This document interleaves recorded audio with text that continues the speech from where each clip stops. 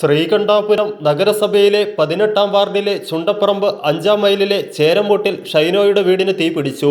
ഇരിട്ടിയിൽ നിന്നുമെത്തിയ അഗ്നിരക്ഷാസേനയും നാട്ടുകാരും ഏറെ പരിശ്രമിച്ചാണ് തീയണച്ചത്. ഞായറാഴ്ച രാത്രി 9 മണിയോടെയാണ് വീടിന് തീപിടിച്ചത്. വീടിന്റെ അടുപ്പിനു മുകളിൽ ഉണങ്ങാനിട്ടിരുന്ന റബ്ബർ ഷീറ്റുകൾക്ക് തീപിടിക്കുകയായിരുന്നു. ആളിക്കത്തിയ തീ നിയന്ത്രിക്കാൻ കഴിയാതെ വന്നതോടെ നാട്ടുകാർ ഇരിട്ടി അഗ്നിരക്ഷാസേനയുടെ സഹായം തേടുകയായിരുന്നു. അസിസ്റ്റന്റ് ഗ്രേഡ് സ്റ്റേഷൻ ഓഫീസർ മഹറൂഫിന്റെ നേതൃത്വത്തിൽ ഫയർ ആൻഡ് റെസ്ക്യൂ ഓഫീസർമാരായ KV Thomas, K Raveendran, K Roshith, fire and rescue driver EJ Mathai, home guard MC Radhakrishnan എന്നിവരടങ്ങുന്ന സംഘം ഏറെ നേരം പരിശ്രമിച്ചാണ് തീയണച്ചത്.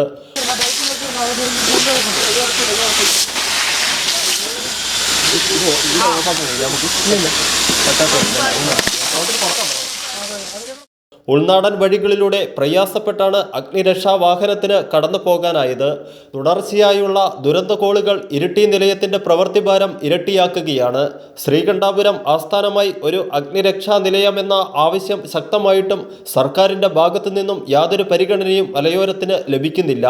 ഇതുമൂലം പയ്യാവൂർ, ചെമ്പേരി ഭാഗങ്ങളിലേക്ക് അഗ്നിരക്ഷാ സേന എത്തണമെങ്കിൽ മണിക്കൂറുകൾ യാത്ര ചെയ്യേണ്ട ഗതികേടാണ് നിലവിലുള്ളത്. ഇതുമൂലം ദുരന്ത വ്യാപ്തിയും ഏറുകയാണ്.